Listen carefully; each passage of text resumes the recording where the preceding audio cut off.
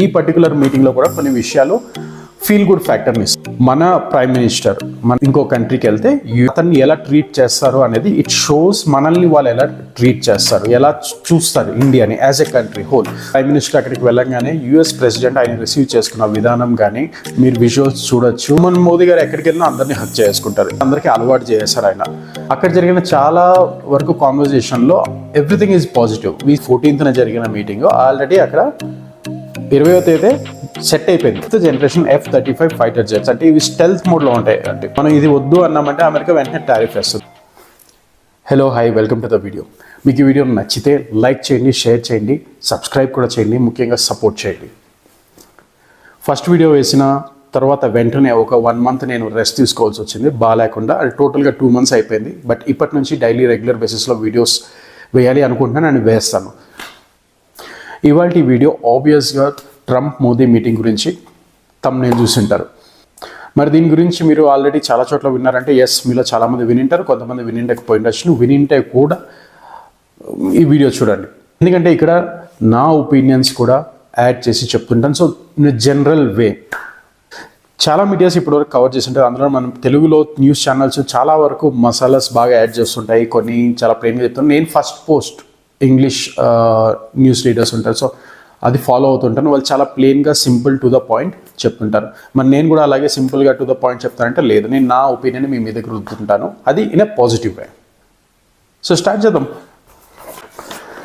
ముందుగా మోదీ అక్కడికి వెళ్ళగానే దీంట్లో చాలా విషయాలు ఇది ఇంపార్టెంటా అని అనిపిస్తుంది, కానీ ఇంపార్టెంట్ కాకపోవచ్చును. It depends. మనం జస్ట్ తెలుసుకోవడానికి మనకి అలా అనుకుంటే మన దేశం బయట జరిగే చాలా విషయాలు మనకి ఇంపార్టెంట్ కాదు, బట్ తెలుసుకుంటుంటాం. అలాగే ఈ పర్టికులర్ మీటింగ్లో కూడా కొన్ని విషయాలు ఫీల్ గుడ్ ఫ్యాక్టర్ని ఇస్తాయి. అంటే మన ప్రైమ్ మినిస్టర్ మన ఇండియాని రిప్రజెంట్ చేసే అతను ఇంకో కంట్రీకి వెళ్తే యూఎస్కి కానీ రష్యాకి కానీ వెళ్తే అక్కడ అతన్ని ఎలా ట్రీట్ చేస్తారు అనేది ఇట్ షోస్ మనల్ని వాళ్ళు ఎలా ట్రీట్ చేస్తారు, ఎలా చూస్తారు ఇండియాని as a country whole. So అలాంటివి కొన్ని విషయాలు తెలుసుకోవడం, మాట్లాడుకోవడం బాగుంటుంది. కాబట్టి కొన్ని విషయాలు సిల్లీగా అనిపించినా దోస్ ఆర్ ఇంపార్టెంట్. ముందుగా మన ప్రైమ్ మినిస్టర్ అక్కడికి వెళ్ళంగానే యుఎస్ ప్రెసిడెంట్ ఆయన రిసీవ్ చేసుకున్న విధానం కానీ మీరు విజువల్స్ చూడొచ్చు వీడియోలో. ఐ డోంట్ నో నేను అది వేయచ్చో లేదో, ఆ కాపీరైట్ ఇష్యూస్ వస్తాయి, ఇప్పటికైతే వేయట్లేదు, కొత్త ఛానల్ వేరే. మన మోదీ గారు ఎక్కడికి వెళ్ళినా అందరినీ హక్ చేసుకుంటారు. ఈవెన్ క్రౌన్ ప్రిన్స్ని కూడా ఎవరు ఆయన్ని అంత డేర్ చేసి హక్ చేసుకోరు. ఓకే, స్టేట్ లీడర్స్ కలిసినప్పుడు కొన్ని ఉంటాయి, ఫార్మాలిటీస్ ఉన్నాయి, అది మాత్రం పాటిస్తుంటారు. మన మోదీ గారు వెళ్ళి హక్ చేసుకుంటారు, అది అందరికీ అలవాటు చేశారు ఆయన. సో ట్రంప్ కూడా హక్ చేసుకోవడం, వి మిస్ యూ అని చెప్పడం, ఆయన్ని కూర్చోడానికి చైర్ వెనక్కి లాగి కూర్చోబెట్టడం, విజిటర్స్ రిజిస్టర్లో సైన్ చేయించడం. అంటే విజిటర్స్ రిజిస్టర్లో అదే మన సెక్యూరిటీ గార్డ్ దగ్గరికి డెలివరీకి వచ్చిన పర్సన్ అంటే లేదు, అది కూడా ఒకటి ఉంది. ఏ స్టేట్ లీడర్ వెళ్ళినా కూడా వాళ్ళకి అక్కడ విజిటర్స్ దీంట్లో అదొక రెస్పెక్ట్ఫుల్ వేగా చేస్తుంటారు. సో అది కూడా మీరు విజువల్స్ చూడొచ్చు. అక్కడ జరిగిన చాలా వరకు కాన్వర్జేషన్లో ఎవ్రీథింగ్ ఈజ్ పాజిటివ్. వీసీ అంటే మనకి నెగిటివ్గా ఆబ్వియస్లీ ఏదైనా 2 countries వెళ్తే ఇద్దరు లీడర్స్ కలిసినప్పుడు మోస్ట్లీ పాజిటివ్గానే ఉంటుంది. బట్ ఈ మధ్యకాలంలో ముఖ్యంగా అమెరికాతో ఎవరు కలిసినా ఏదో ఒకటి అక్కడి నుంచి ఒక డిసప్పాయింట్మెంట్తో రావడం చూసాం మనం. వెళ్దాం అక్కడ ఏం జరిగిందని మాట్లాడే ముందు ఇంపార్టెంట్ థింగ్ ఈజ్ ఈరోజు అమెరికా చూసి ఎందుకు భయపడుతున్నారు అందరూ అంటే ప్రతి ఒక్కరు, ట్రంప్కి ఒకటి అర్థమైంది, వీళ్ళు బాంబులకి భయపడరు, అది యూజ్ చేస్తే మనమే బ్యాడ్ అయిపోతాం, సో టారిఫ్ వేసేస్తాం, అందరి మీద ట్యాక్సులు వేసేస్తున్నాడు. కెనడా మనలో చాలామందికి కెనడా యుఎస్ కాదా కెనడా అనేసి చాలా ఈ మధ్యనే తెలుసుకున్నాం చాలామంది. ఫ్రాంక్గా నేను 4 years ముందాక కెనడా యుఎస్ అంతా ఒకటే, Canada was part of US అనుకునేది.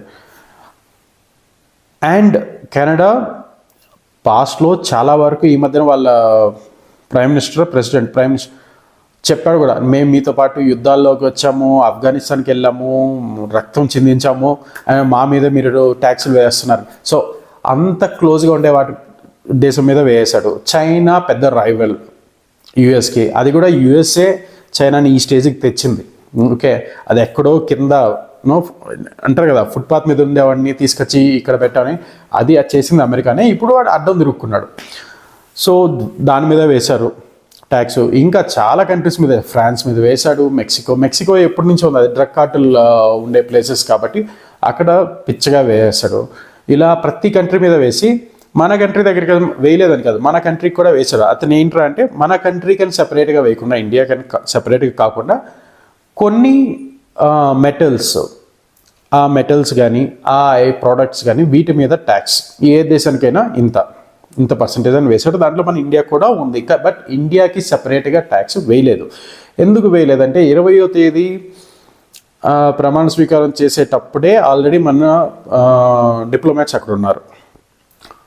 సో నిన్న జరిగిన మీటింగ్, February 14th జరిగిన మీటింగ్ ఆల్రెడీ అక్కడ 20వ తేదీ సెట్ అయిపోయింది. అంతా మాట్లాడుకొని వచ్చేసి ఇన్ని రోజుల తర్వాత ఇప్పుడు మళ్ళీ కలవడం, ఈ లోపల అన్నీ ఏమేమి రైట్ ఏమేమి రాంగ్ అన్ని డిస్కషన్ అయ్యి బ్యాక్ ఎండ్లో అన్నీ జరుగుతుంటుంది. ఇప్పుడు మోదీ ట్రంప్ ఇద్దరు కలిసారంటే వాళ్ళు అక్కడ ఏం మాట్లాడతారు, మీరు చూసింటారు, ఆయన హిందీలో మాట్లాడేస్తుంటాడు మోదీ, ట్రంప్ తల ఊపుతుంటారు. అది ట్రంప్కి ఏమర్థం అవుతుంది, హిందీ తెలుసో తెలీదో మనకు తెలియదు. బట్ ఎందుకంటే బికాస్ ట్రంప్కి తెలుసు మోదీ ఏం మాట్లాడుతున్నారని, అన్నీ ఉంటుంది ముందర, ఇదే చెప్తున్నారని. ఫర్ ఎగ్జాంపుల్ మోదీ అన్నారు, make India great again plus make America great again is equal to mega అని చెప్పి, అంటే MIGA plus MAGA equal to mega projects, mega deal. Okay, అది హిందీలో చెప్తున్నాడు. ఆయనకి ఏం అర్థం అవుతుంది, ఆయన తలూపాడంటే he knows what is saying. Okay, so ఇలా జరుగుతుంటుంది. ఇది మనకు అనిపిస్తుంటుంది, ఓహో ఏం మాట్లాడతారు, బికాజ్ మన దాకా న్యూస్ రాదు, బట్ ఆల్రెడీ ఇవన్నీ ముందే బ్యాక్గ్రౌండ్లో సెట్ అయిపోయి ఉంటుంది. ఓకే, సో దీంట్లో కొన్ని కీ ఫ్యాక్టర్స్ ఉన్నాయి, కొన్ని కీ ఎలిమెంట్స్ ఉన్నాయి. అంటే యూఎస్ ఏం ప్రామిస్ చేసిందని, ఇక్కడ ఒక విధంగా చూడాలంటే మనం నెగోషియేట్ చేయడానికి వెళ్ళాం. అంటే మా మీద టారిఫ్ లేకండి, మీరు ఆ దేశాల మీద వేసినట్లు, వీఆర్ ఫ్రెండ్స్, ప్రీవియస్ పాస్ట్లో ఇప్పుడు ఫ్రెండ్స్గానే ఉంటాం, so let's make a deal.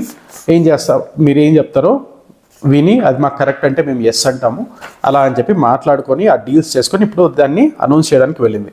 So ఇక్కడ కొన్ని కీ పాయింట్స్ ఏంటంటే ప్రెసిడెంట్ ట్రంప్ చెప్పింది, రాసుకున్నా చాలా ఉన్నాయి, మర్చిపోయి అంటే తప్పు చెప్పేశారంటే మళ్ళీ ఎవడన్నా అంటే నువ్వు తప్పు చెప్పారా అని చెప్పి. ట్రంప్ ఏమన్నారంటే US promises to produce in India, అంటే చాలా ప్రోడక్ట్స్, అది మిలిటరీ ప్రోడక్ట్స్ కావచ్చును, టెక్నికల్ ప్రోడక్ట్స్ కావచ్చు, టెక్నాలజీకి సంబంధించింది ఉండొచ్చు, మెడికల్కి సంబంధించి ఉండొచ్చు. ఓకే, మేము మీకు సేల్ చేయము, అంటే మా షాప్లో నుంచి మీకు అమ్మడం కాదు, షాప్లో అంటే అదే కంపెనీ కానీ ఏదన్నా మా దగ్గర నుంచి మీకు ప్రోడక్ట్గా ఇవ్వము, బట్ ఒక కాస్ట్ ఉంటుంది, ఆ కాస్ట్కి మేము అక్కడ ఇండియాలోనే ప్రిపేర్ చేస్తాం. సో మీ వాళ్ళకి జాబ్లు ఉంటాయి, మీ వాళ్ళకి పని దొరుకుతుంది, ఇండియన్స్కి పని దొరుకుతుంది, మా ప్రోడక్ట్ అక్కడ ప్రిపేర్ అవుతుంది. ఇప్పుడు అమెరికన్స్ కూడా ఉంటారు అక్కడ, రైట్? సో వాళ్ళ ప్రోడక్ట్ ప్రిపేర్ చేసేప్పుడు వాళ్ళు లేకుండా ఎలా ఉంటారు, సో వీళ్ళ ప్రోడక్ట్ సేల్ అవుతుంది, అంటే ఇండియాలోనే మ్యానుఫ్యాక్చర్ అయ్యి ఇండియాలోనే సేల్ అవుతుంది. ఇప్పుడు ఐఫోన్స్ అవుతుంది కదా, యాపిల్ ఐఫోన్స్ ఇండియాలోనే మ్యానుఫ్యాక్చర్ అవుతుంది, ఇండియాలోనే సేల్ అవుతుంది, but some part of that goes to Apple, majority part of that, right? ఇంకొక విషయం ఏమన్నారంటే ఇప్పుడు కరెంట్లీ $129 బిలియన్ మనం ట్రేడ్ చేస్తుంటాం యూఎస్లో పర్ ఇయర్. ఈ 4 yearsలో ట్రంప్ ఉన్న 4 yearsలో ఈ ట్రేడ్ని $500 బిలియన్ దాకా తీసుకెళ్ళాలి అని, అంటే it's 3 times, right? More than 3 times, 300%. యూఎస్లో ఇంతకు ముందున్న గవర్నమెంట్ సో మోస్ట్లీ ఏం చేసేది, దేవర్ లైక్ మా ప్రొడక్ట్స్ మీరు కొనాలి, మా మాట వినాలి. వీళ్ళది దీనికంటే కూడా ఏముండేదంటే మీరు వాళ్ళ దగ్గర అది తీసుకోవద్దు. ఫర్ ఎగ్జాంపుల్ బయట ఉండేటప్పుడు మీరు రష్యా దగ్గర నుంచి ఆయుధాలు తీసుకోకండి, మా దగ్గర తీసుకోండి. ఇప్పుడు యుఎస్ మీకు హిస్టరీ తెలిసింటే ఒకప్పుడు పాకిస్తాన్తో వార్ జరుగుతుంటే మనకి హెల్ప్ చేయకుండా went to support the dictatorship, పాకిస్తాన్కి సపోర్ట్ చేయడానికి వెళ్ళింది. ఆ టైంలో మనకి రష్యా హెల్ప్ చేసింది. ఓకే, సో రష్యాకి ఎన్నో కారణాలు ఉండొచ్చు, బట్ రష్యా మనకి హెల్ప్ చేయడానికి వచ్చింది. అలాంటిది అప్పుడు రష్యాను వదిలేసి మనం యూఎస్ సైడ్కి ఎలా వెళ్తాము, అంటే రష్యాని ఎలా వదులుతాము? ఇప్పుడు ట్రంప్ ఏమంటున్నాడు, నువ్వు ఎవరితో అయినా కొనుక్కో, ఏమైనా కొనుక్కో, నేను నువ్వు కాదనట్లేదు, బట్ నా దగ్గర కొను అంటున్నాడు. గ్రో టుగెదర్ అనేది మిగా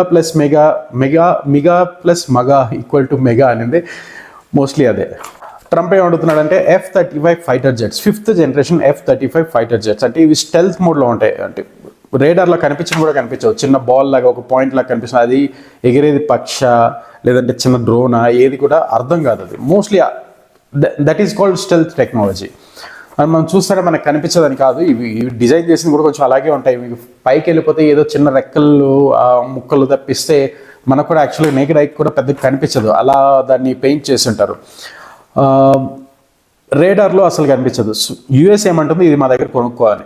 ఇప్పుడు సేమ్ మనకి Su-57 అని చెప్పి రష్యన్ ఫైటర్ జెట్స్ అమ్ముతున్నారు.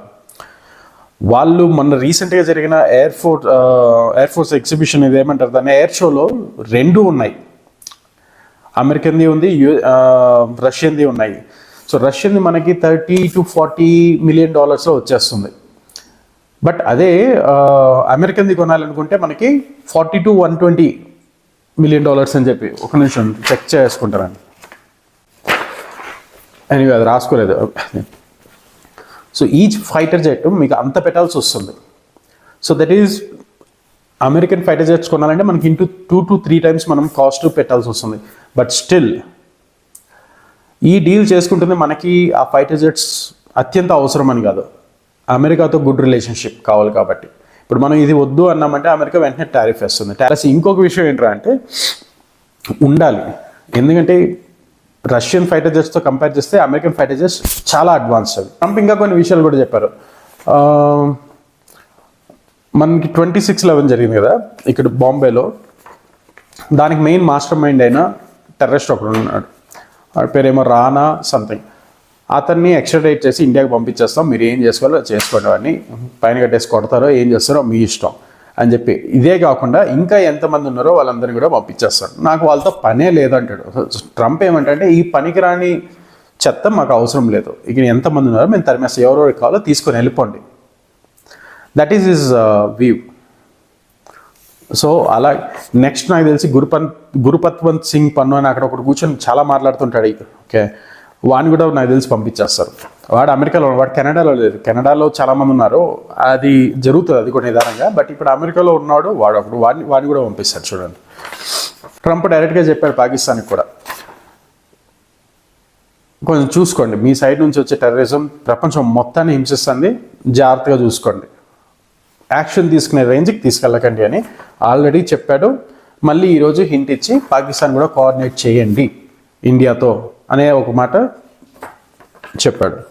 ట్రంప్ ఇంకో మాట కూడా అన్నారు, మీకు చైనాకి చాలా ఇష్యూస్ జరుగుతున్నాయి, సో నన్ను మాట్లాడమంటారా ఏమైనా మధ్యలో జరిగిన, నేను కొద్దిగా మీడియేట్ చేస్తాను, మీ ఇద్దరిని కూర్చోబెట్టి మాట్లాడతాను, ఈ ఇష్యూస్ అన్నీ క్లోజ్ చేసేయండి అని చెప్పి. అది ఎంతవరకు ఒప్పుకుంటారో ఇండియా తెలియదు. మోదీ ఓకే అని చెప్పేసి వచ్చారు, కానీ అది because then it will become a different war altogether. ఇప్పుడు చైనాతో డైరెక్ట్గా డీల్ చేస్తున్నాం, ఇప్పుడు మధ్యలో యూఎస్ దూరిందంటే ఇప్పటిదాకా మనం అవాయిడ్ చేస్తానింది అదే.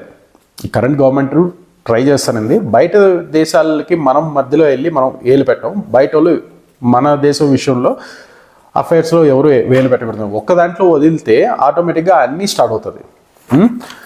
యూఎస్ ఇంకోటి కూడా ప్రామిస్ చేస్తుందండి ట్రంప్, ఇండియాలో స్మాల్ న్యూక్లియర్ రియాక్టర్స్, అంటే ఇవి మోస్ట్లీ పవర్ జనరేషన్కి, ఎలక్ట్రిసిటీకి, వీటికి యూజ్ చేసేది. సో వీటిని డిఫరెంట్ ప్లేసెస్లో ఇండియాలో మేము బిల్డ్ చేస్తాము విత్ అమెరికన్ టెక్నాలజీ. సో ఇప్పుడు ఏమవుతుందంటే ప్రపంచం ముందర, అందరి ముందర పెద్ద ప్రెస్ మీటు, పెద్ద మీట్ వేరే దేశంతో, గ్రోయింగ్ ఎకానమీతో, వన్ ఆఫ్ ది లార్జెస్ట్ ఎకానమీతో మాట్లాడి, ఆ స్టేట్ లీడర్తో మాట్లాడుతున్నప్పుడు, స్టేట్ హెడ్తో అక్కడ చేసే ప్రామిసెస్ ఎలా ఉంటుందంటే అది చేసిన తర్వాత చేయాల్సిందే. ట్రంప్ అలాంటి వాడే, మళ్ళీ ప్రామిస్ చేస్తే చేసేవాడే. ఎందుకంటే బైడెన్ అడ్మినిస్ట్రేషన్లో ఉన్నప్పుడు వీళ్ళది తీసుకొని ఇజ్రాయెల్ వాళ్ళ దగ్గర డబ్బులు తీసేసుకున్నారు, ఏది ఈక్విప్మెంట్స్ ఇస్తాము అని చెప్పేసి, ఏది డిఫెన్స్ ఈక్విప్మెంట్ ఇస్తామని చెప్పి డబ్బులు తీసుకొని ఆ తర్వాత ఎప్పుడైతే మీడియా కానీ వేరే దేశాలు కానీ మీరు ఇజ్రాయెల్కి ఫండ్ చేస్తున్నారు, గాజాలో పాపం జనాలు చచ్చిపోతున్నారు అంటే అది డిఫరెంట్ దిస్ థింగ్. నేను రైట్ రాంగ్ అని నేను చెప్పట్లేదు, బట్ అమెరికా విషయం చెప్తున్నాను. పాయింట్అవుట్ చేయగానే ఇవ్వడం మానేశాడు.